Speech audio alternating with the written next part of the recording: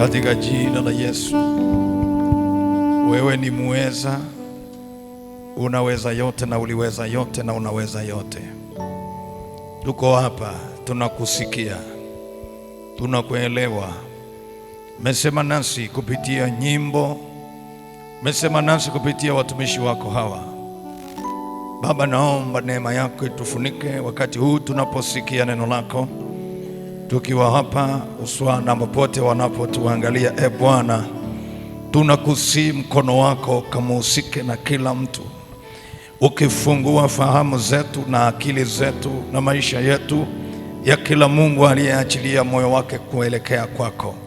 Katika jina la Yesu Kristo, ninakataa kila mpango wa adui na roho za kuzimu na madhabahu za kila aina na ufalme wa kuzimu na madhabahu zake, kwa damu ya Yesu na kwa jina la Yesu. Asante kwa sababu neema yako itatufunika na wingu lako litakuwa pamoja na sisi. Kristo, tainuliwa wewe na kutukuzwa, kwa kuwa wewe ni Mungu mwingi wa rehema. Katika jina la Yesu Kristo mwokozi wetu, sema nasi, maana tuko tayari kukusikia. Amen. Amen. Bwana Yesu Kristo asifiwe. Naomba tukae.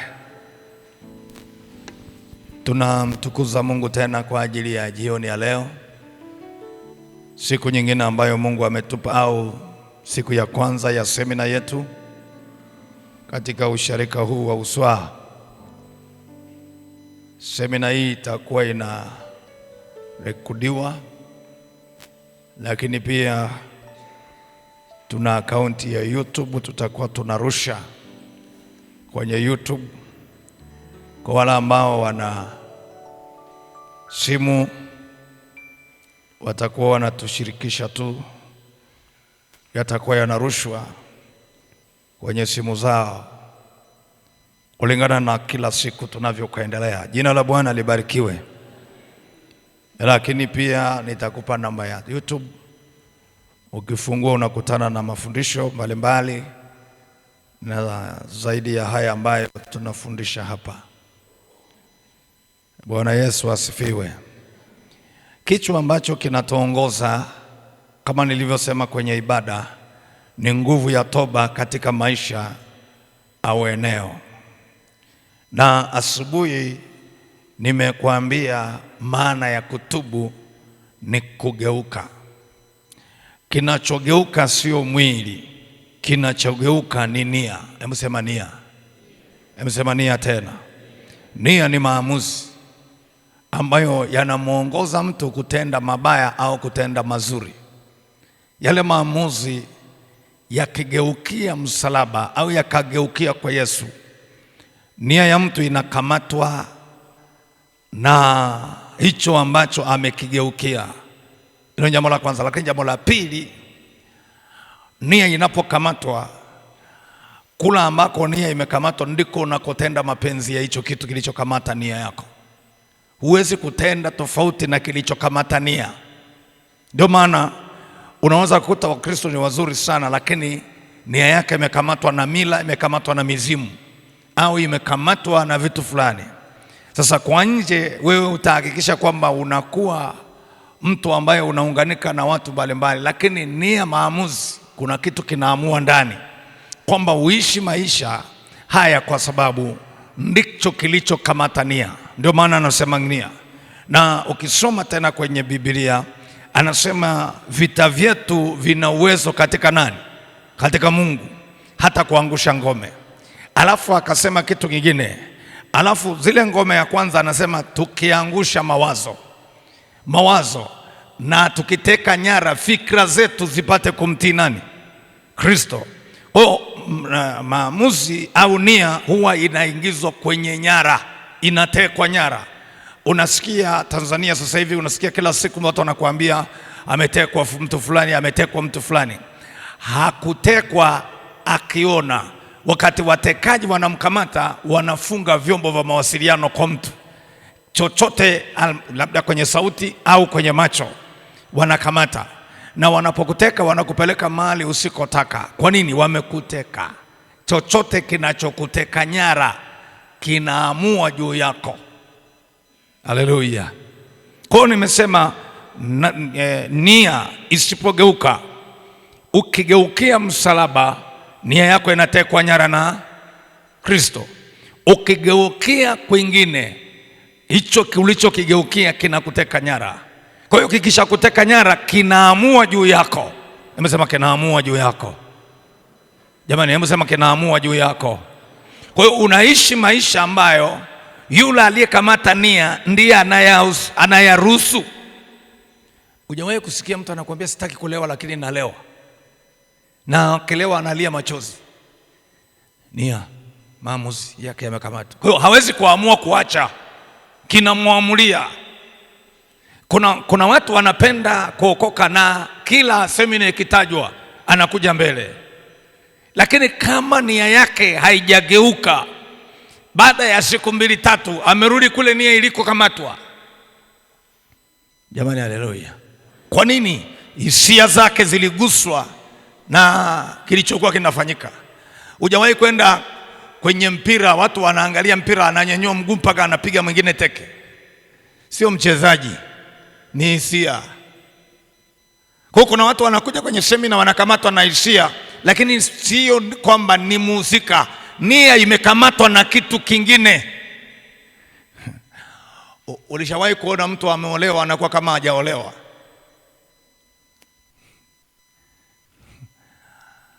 Jamani, haleluya! Nia yako kama haijaamua, haijatekwa, haijakamatwa na hicho, hutatenda mapenzi ya Mungu. Utatenda mapenzi ya aliyekukamata na aliyeteka nyara na aliyekukamata nia yako. Lakini kasema jambo la pili, toba inafungua mlango wa Mungu kuhusika.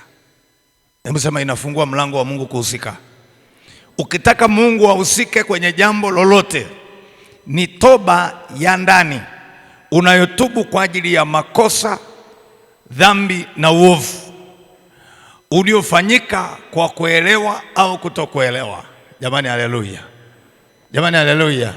Ndio maana Biblia inasema tukisema hatuna dhambi twajidanganya. Sasa nisikilize vizuri, dhambi ikifanyika uswaa, sio lazima ufanye wewe.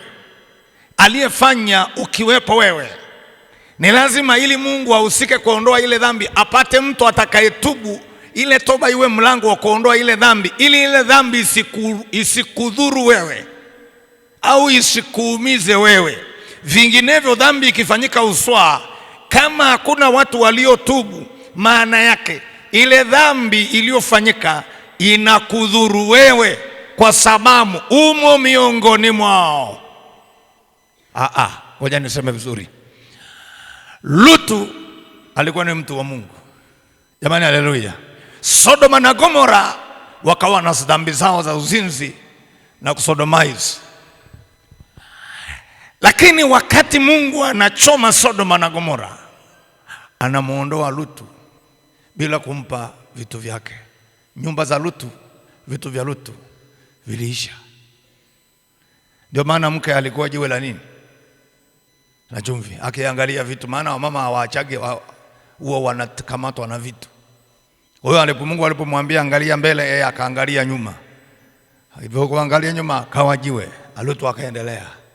Mwangalie mwenzako usoni, mwambie usipotubu vitu vyako vitapata shida, ingawaje wewe mwenyewe utatoka. Hivyo mnanielewa eh? Kwa hiyo usiseme ni shauri yao, sema shauri yetu.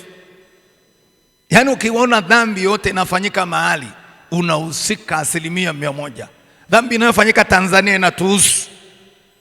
Kwa hiyo usifikiri ukisema kuna watu wanatekwa, kuna watu wameuawa kule Arusha, kule Moshi, kule wapi, sio uswaa. Inakuhusu. Inakuhusu. Jamani, haleluya! Jamani, haleluya! Kwa hiyo nilikuombe sana uelewe, toba ni mlango.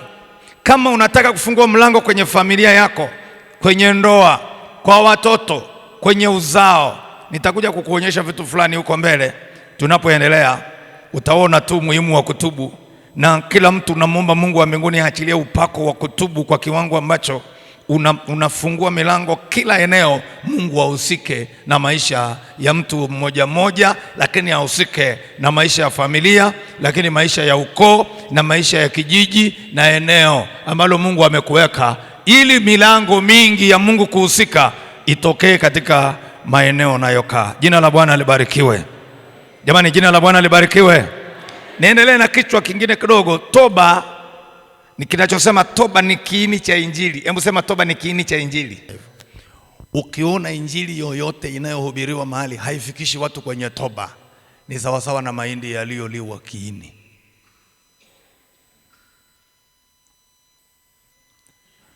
Haleluya, haleluya. Mwambie mwenzako toba ni kiini cha Injili.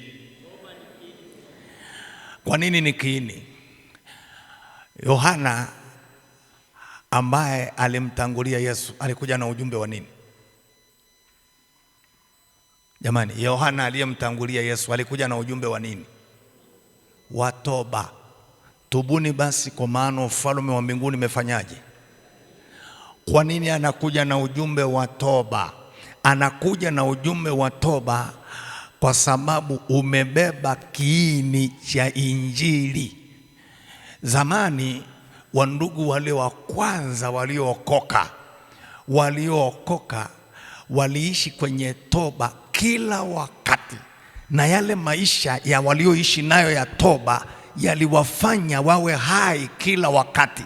Ndio maana ndugu yoyote wa zamani alikuwa halali na jambo moyoni, hata kama amekosana na mke, amekosana na mwenzake, akifika kwenye fellowship anaanza kutoa ushuhuda wa matengenezo.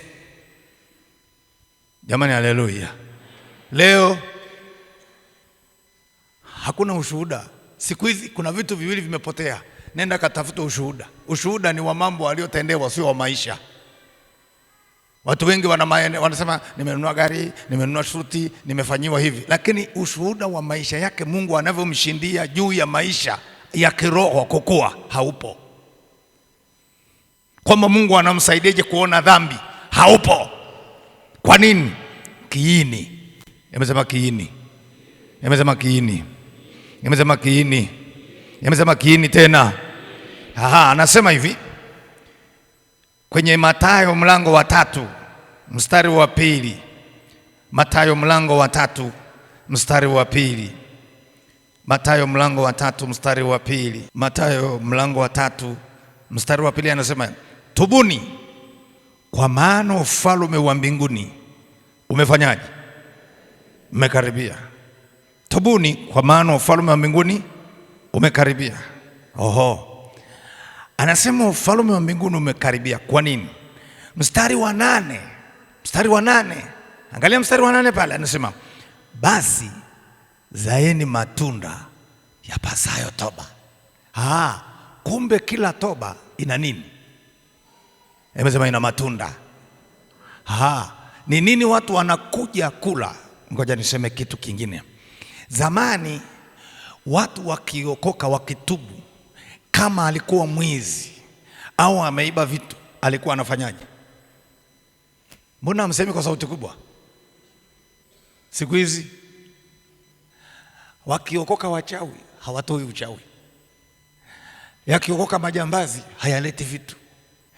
Na wakati wanakwenda kurudisha, kama ni stuli aliiba, wakati anarudisha kwa wale watu ambao waliibiwa au waliowaibia, kilichokuwa kinatokea, ile nguvu ya kurudisha ilikuwa inawakamata walioibiwa, mpaka kiasi kwamba walikuwa wanamtafuta Yesu aliyewakamata. Jamani, haleluya. Watu walikuwa wanasema, nani amekamata? Yesu. Huyo Yesu tunamtaka. Nini kilikuwa kinafanya? Toba ina tunda, na lile tunda linapotoka na nguvu yake, kila mtu anatamani kulitungua na kula. Jamani, haleluya. Leo kwenye faragha nyingi kuna matunda ya toba. Kwenye maisha ya kanisa kuna matunda ya toba. Kwa nini hakuna matunda ya toba? Kwa sababu hii, shetani ashughuliki na mahindi, anashughulika na kiini kitakachoota. Ndio maana faragha nyingi na watu wengi waliokoka hawakui, kwa sababu kiini kimekwisha liwa. Ameridhika na maisha fulani, haoni kwamba mimi ninapaswa kuzaa. Hebu sema kuzaa. Usikii siku hizi wanawake wengi hawapendi kuzaa. Kuna vitu vimeingilia kati. Yaani ukishaona kitu kinafanyika kwenye ulimwengu wa mwili, tayari kwenye ulimwengu wa roho kumeshaathirika kwa kiwango kikubwa. Kwa nini? Toba inazaa. Ngoja niseme kitu kingine. Kwa nini Yohana anaitwa mkuu? Nini kinafanya Yohana aitwe mkuu? Fungua kitabu cha Mathayo 11. Kitabu cha Mathayo 11. Mstari ule wa 11. Mathayo 11 mstari wa 11 na wa 12. Anasema hivi: Amin nawaambieni, hajaondokea mtu katika wazao wa mwanamke aliye mkuu kuliko Yohana Mbatizaji, walakini aliye mdogo katika ufalme wa mbinguni ni mkuu kuliko yeye.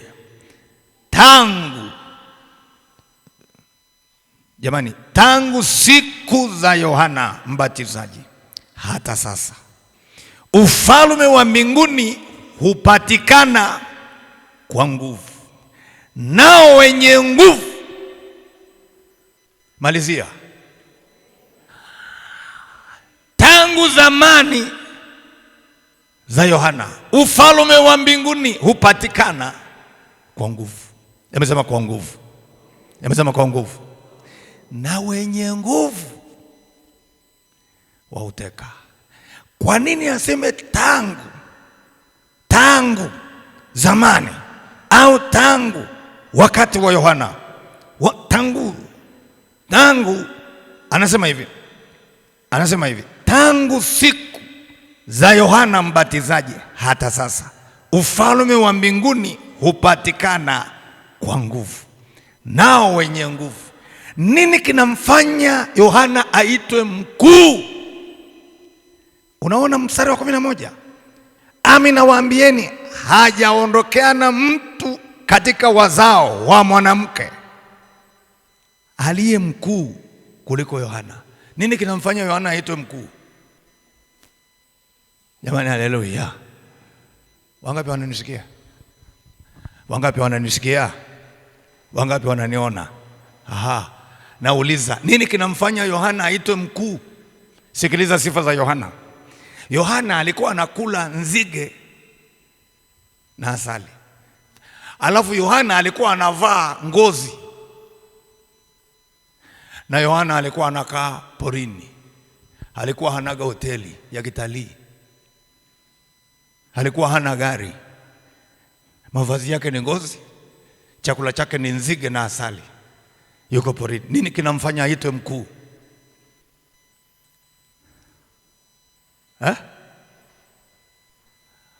Ujumbe aliobeba ndio uliomfanya awe mkuu. Ndio maana anasema tangu siku za Yohana, ufalme wa Mungu hupatikana kwa nguvu, wenye nguvu ndio wauteka. Nisikilize, ukisha nyang'anywa toba, umenyang'anywa nguvu ya ufalme. Ngoja nirudi tena. Ukisha nyang'anywa toba, umenyang'anywa nguvu ya ufalme. Ndio maana ukitaka kuona ubishi, kutana na watu waliokoka, waliokosana. Kama kuna aliye tayari kutubu, hakuna aliye tayari kutubu. Nenda kakutane na watumishi, kafanya kesi ya watumishi, utakaa mpaka uchoke. Tatizo nini? Kiini na nguvu. Kinachokamata nguvu, kinacholeta nguvu ni toba. Ukishanyang'anywa toba, umenyang'anywa nguvu ya kuteka ufalme. Lakini angalia mtu anayeishi maisha ya toba, ninakuambia nguvu haipungui. ukiona wewe unaanza kuhalalisha vitu, kama ukisema uongo unaona raha, kama ukiwa na tabia ya kiburi ukaona haya ndio maisha, kukiona kwamba kuna vitu vimeingia ndani yako halafu vinakuhalalishia kuona uko sawa sawa, hana shida na wewe, ana shida na nguvu. Unapotubu nini kinatokea? Unakumbuka Delila alipokuwa na mdanganya na kumbembeleza Samson, alikuwa anatafuta nini? Nguvu, sio Samson. Alikuwa anatafuta nguvu. Samson nguvu ziko wapi? Saa zote anapotafuta hamtafuti Samson. Samson wewe baki. Na ndio maana wakati alipokuja kueleza nguvu ziliko, alipomnyoa, Wafilisti hawakumuua Samson, ila walimtoboa macho. Hawakuwa na shida ya kumuua Samson. Wangekuwa na shida wangemlipua, maana alikuwa anawaua. Lakini hawakuwa na shida hiyo. Walikuwa na shida. Kwa nini? Nguvu zikishatoka, macho yanatobolewa. Macho ya rohoni. Huwezi kuona tena. Wako watu walikuwa na maono mazuri. Wako watu walikuwa wanaona vitu vizuri kwenye ulimwengu wa roho. Nguvu waliponyang'anywa, walipoendelea kunyang'anywa nguvu ya toba, macho yao sasa hivi hawaoni chochote. Walikuwa wanasema jamani, kuna kitu Mungu amenionyesha. Leo muulize, hata chochote anasikia kwenye kichwa, anasema jamani, nimeumia, nimepungwa, nimebanwa usiku wa leo, kuna vitu nimevamiwa, kuna jitu limeingia ndani, nikakemea, alikwenda, nikaomba kama masaa anapotubu, ndio sasa anakuja kukumbuka. Nini tatizo? Alinyang'anywa nguvu. Aliponyang'anywa nguvu, hakuna namna ya kuteka ufalme, maana nguvu ya ufalme wa adui inakuja. Hakuna ufalme wa Mungu wa kupambana na ufalme wa adui, kwa sababu nguvu ya kuteka ufalme ni toba. Jamani, haleluya. Mwangalie mwenzako usoni, muulize mwenzako pale kwenye familia yenu, ni ufalme gani umeteka eneo? Muulize tu, ni ufalme gani umeteka mpaka kwenye familia? Ukisikiliza watu wengi wanaeleza jinsi ambavyo shetani amejiinua, lakini ufalme unakazana kukunyang'anya. Wenye nguvu ndio wanaoteka, sio wenye mapambio, sio wenye kuruka, sio wenye karabashako, wenye nguvu ya toba. Jamani, haleluya. Uweze kusema na mtoto asiyeonekana. Tunataka kuona mtoto. Mwangalie mwenzako usoni, mwambie Mungu akusaidie sana. Mguse tu, mwambie Mungu akusaidie sana. Maana naona watu wengi wanalala sasa, mwambie Mungu akusaidie sana. Unajua ukishagusa kiini unasikia uzito, kwa sababu shetani hataki usikie, anafunga ufahamu. Anaenda kwenye ufahamu haraka. Anasema kamata huo ufahamu, minya, switch. Ukishamaliza, ulishaona watu wakija kanisani, saa ya matangazo wako on, saa ya kila kitu wako on, saa ya neno wanazimwa. Ukimaliza tu hivi neno unasikia saa ya sadaka unaona hakuna mtu anayelala, nenda mpaka ibada mpaka mwisho hakuna mtu anayelala, lakini saa ya neno anazima. Kwa nini? Biblia inasema kama walivyokataa kuona Mungu katika fahamu zao, Mungu aliwaacha. Kwa hiyo shetani akiona kuna kitu kinaingia kwenye ufahamu, ana switch, anazima. Akizima nao nasikia mwili unasema pumzika basi. Kwa maana hii huwezi kufanya toba kama hajapatikana aliyetubu. Nasemaje? Yaani kama unataka familia yako itubu na watu wageuzwe nia kweli kutubu, lazima kwenye hiyo familia apatikane mtu aliyetubu, atakayewafanya wengine watubu. Kama hakuna aliyetubu, kwa maana ya kugeuzwa nia, sio kuongozwa sala ya toba, aliyegeuzwa nia, maana yake hakuna atakayegeuzwa nia ndani kikweli. Na ndio maana wewe umekazana, hebu jamani, hebu muongozeni huyo mtoto sala ya toba. Mmemuongoza mara ngapi? Nia yake yamebadilika. Wewe unakazana uongozi, wewe mwenyewe umeongozwa. Mwangalie mwenzako, mwambie wewe mwenyewe umegeuka. nia yako imegeuka? Hujawahi kukutana na watu wanaoomba kwa ajili ya mtu aache pombe lakini hataja aokoke? Naomba tu mtumishi, omba kwa ajili ya mume wangu aache pombe, na huyo anayesema ameokoka. Yeye haoni kinacholeta pombe ni kutokookoka. Yeye anachotaka ni kile kinachomtesa kiondoke.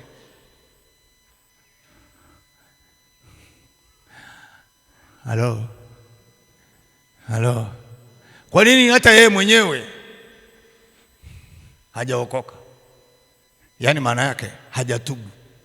Kwa hiyo hana shida na toba, ana shida na kinachomsumbua. Kiondoke tu. Lakini siku tangu nimeanza maombi amepunguza sana. Wanawali 10 walienda kununua mafuta. Wanarudi wanagonga mlango, waambiwa, na walikuwa ndani. Hata imekuwa mtu akiwa ndani ya Kristo amekuwa kiumbe ya kale. Na wengine wakaimba wimbo sema karibu na wewe. Sio ndani. Karibu kaa, lakini sio ndani. Maana kinachomfanya mtu kuwa kiumbe kipya sio karibu, ni ndani. Jamani, haleluya. Mtu akiwa ndani sio karibu. Unaweza ukawa karibu na usione mbingu. Siku hizi yuko anaimba na kwaya, yuko karibu sana na Mungu. Yuko karibu na Mungu kwa sababu anaota joto la Mungu.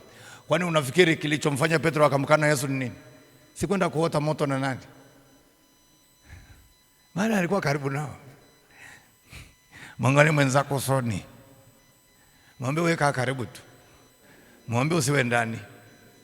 Yaani kuna watu unajua, kuna watu tu ndani kwenye kanisa wanasema, unajua yule ni mtu anayetumika huko kanisani. Tumika, hakuna shida, wewe tumika tu, kaa karibu sana, mwambie sogea karibu kabisa. Yaani kila kitu anakaa karibu.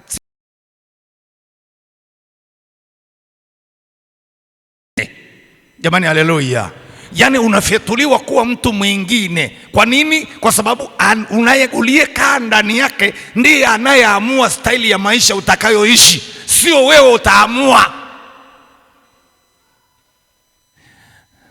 Ndio maana wanaambiwa hivi, wanawake mlioolewa, ukitaka nguo yoyote unavyovaa ndio staili ya mume wako unayekaa kule kwake. Ukivaa unavyotaka hujui kama umeolewa. Hujaelewa. Ngoja nirudie. Mwanamke aliyeolewa anatakiwa avae mume wake anachotaka, sio anachotaka yeye, kwa sababu wewe ni utukufu wa mume wako. Hujaelewa. Ndio maana wanawake wengine wanavaa wanavyotaka, anajiremba anavyotaka, sio yaani wewe hutakiwi kuonekana mzuri kwa mtu mwingine zaidi ya mume wake unayekaa kule ndani kwake. Huyo unayetaka kuwa mzuri kwake ni nani?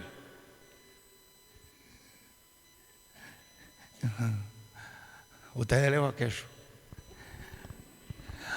Jamani, haleluya. Ukishaona nikichaa kimeingia kichwani, ukishaona mambo sasa, Biblia inasema imekuwa mtu akiwa ndani ya Kristo amekuwa kiumbe kipya. Sasa kuna watu wengi wamo kwenye madhehebu, hawako kwa Yesu, na wamo humu ndani wanakaa staili ya dhehebu kwa sababu hawajakaa ndani ya Kristo, ila wako ndani ya dhehebu. Na kwa sababu wako ndani ya dhehebu, kila siku wanakuwa mfumo wa dhehebu, hawawi mfumo wa Yesu. Na kwa Yesu akimtafuta anamkuta yeye hayumo. Hujawahi kusoma kwenye Biblia anasema, Yesu anasema sikuwajua. Hawakuwa ndani yake. Maana yake kama walikuwa ndani yake angewajua, wangetokea kwake, wangeingia kwake. Ndio maana Yesu anasema, tazama nasimama mlangoni, mtu akifungua mlango nikaingia, nitakula pamoja naye na yeye atakula pamoja nami. Kwa hiyo ukitoka huko ndani na yeye amemwacha, mmeachana asubuhi, utarudi tena huko ndani, mnakutana. Sasa kuna watu ambao wanakaa kwenye dhehebu, hawajakaa kwa Yesu hata. Na kwa sababu hii hawawi viumbe vipya, wanakuwa viumbe vya kale. Na ya kale hayapiti, anakuwa na ya kale, na huko anasema ni wa Kristo. Mungu na atusaidie. Jamani, Mungu na atusaidie. Jamani, Mungu na atusaidie. Kiini cha injili kikishaibiwa, kuwa mtu mpya ni ngumu. kwa sababu nguvu yake haipo. Lakini angalia Yesu anapoanza huduma. Twende Yesu anapoanza huduma, Marko 1. Yesu anapoanza huduma, twende kwenye kitabu cha Marko 1 mstari ule wa 15. Marko 1:15.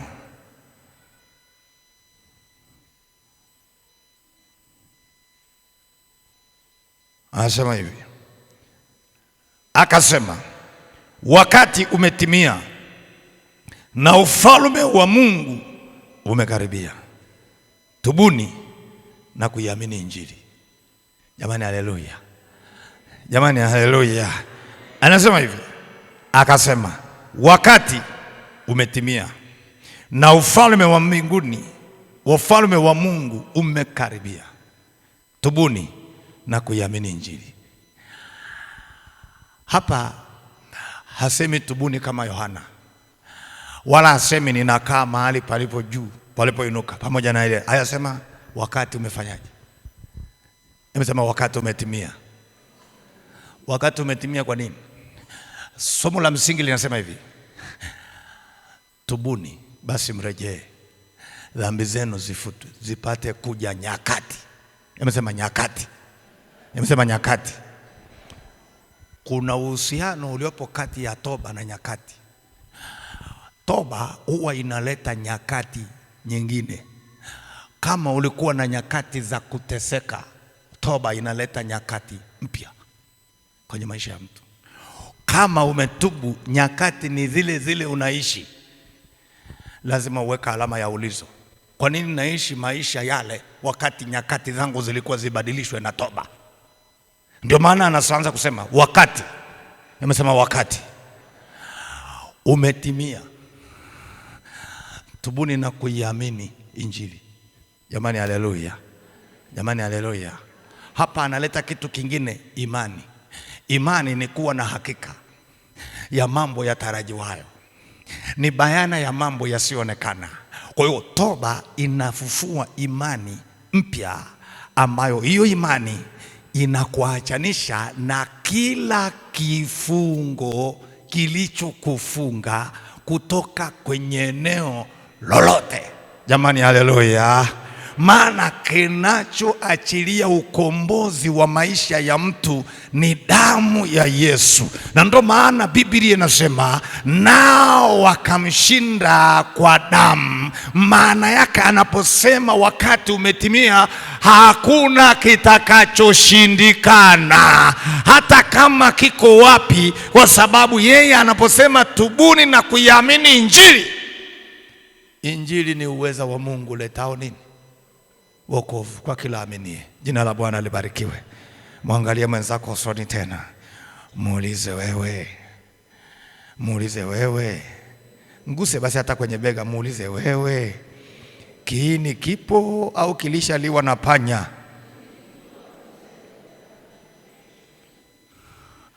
Maana panya hawahamiagi mahali ambapo hamna kitu. Na kuna panya wazuri wa rohoni, wanatafuna viini, ninakwambia. Yaani watu wanatafunwa, wanabaki na mapambio, wanabaki na ushuda. Unajua nilipookoka nilikuwa sasa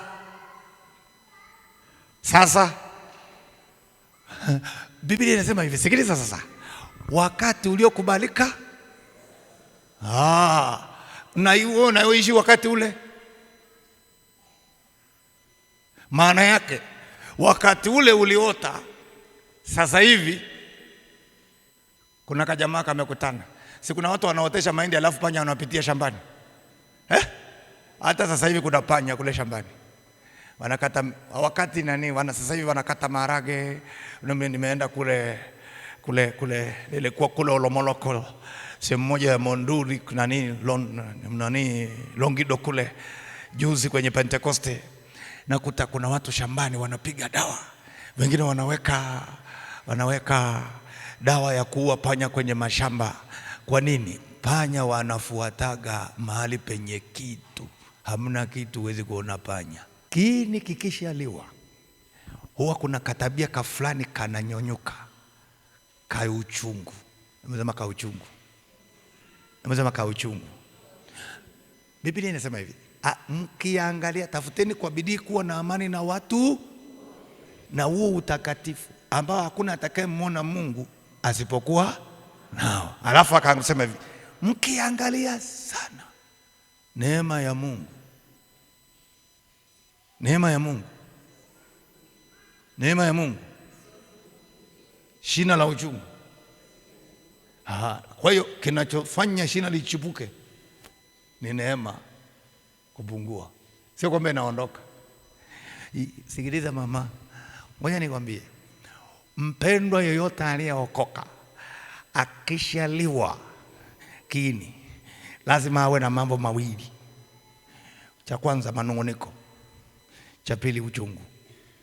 Humu ndani humu atacheka na wewe, lakini kuna kauchungu na roho ya kutokusamehe na kuachilia. Atajihesabia haki kuliko, anaeleza jinsi ambavyo anaonewa, mume anavyomwonea, anavyomtesa.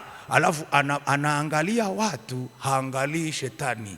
Kwa hiyo shetani amepigwa bovu, asione shetani, aone watu. Zamani alikuwa anamwona shetani na anapambana naye, anaondoka. Sasa hivi ni mume ananitesa, watoto wananitesa, jirani. Kuna jirani ananitesa hapa, kuna watu hapo uswa, kuna wachawi hapa. Hamuoni shetani kwamba wale ni vibarua anaowaona wanaotumikishwa na jamaa? Kwa sababu hiyo anapambana na wachawi, hapambani na shetani anayewatumia wachawi. Kila saa unasikia hapa kuna wachawi, nenda kakemea wachawi, unasikia kwa jina Yesu wachawi wote wafe. Watakufaje? Shetani amekufa. Nikuulize, mchawi akifa shetani amekufa? Atamwajiri mwingine. Wewe bosi wa kuajiri wako wengi, wewe unaua kibarua anayeajiriwa na bosi, alafu unapambana na kibarua. Bosi unamwacha yeye, anaendelea kuajiri mwingine. Tena inawezekana ataajiri mtoto wako kule ndani, kwa sababu unaonaga kule tu. Nasikia mtumishi, tumeenda kwenye maombi, mtoto wangu amesema vitu vya ajabu, kwamba mtoto wangu anatumiwa na kuzimu. Mtumishi, hiyo kitu kinaniuma, kinaniuma. Ulikuwa unapiga kule nje, amerudisha humu ndani. Maana ndiye bwana wa ajira, anaajiri mtu yoyote anayeweza kumwajiri. Yaani sikiliza, ukishaliwa ndani unaacha kushughulikia adui, unashughulikia vibarua wanaoajiriwa. Hivi nikuulize, kama hapa kuna mtu anayeajiri watu hapa, kwa mfano hapa Uswa ana shamba kubwa anaajiri, wewe unapambana na vibarua. Wewe kibarua hiki kimekuja kwa damu ya Yesu, na tuondoe hicho kibarua, na katakata kibarua, kitaondoka. Anaenda kuleta vibarua wengine kalali. Kiini kikishaliwa unaisha, unapambana na vitu ambavyo havitakiwi kupambana navyo. Pambana na bosi, aachilie. Maana ukishapambana na adui na ukishamwona, na kinachokuonyesha adui ni toba. Toba ikisha kuwepo ndani yako, macho ya rohoni yanafunguliwa. Unajua wajibu Mungu aliokupa, sio kwamba unashughulika na vitu vinyonge. Unapambana na vitu halisi ambavyo vinakusumbua wewe. Maana utasema mimi ni mwanajeshi. Sasa unajua wewe una Yesu. Wale ni vibarua wanaoajiriwa. Badala ya kupambana na bosi ambaye mwangalie mazako sana, ndio kwa magale, yani amechoka.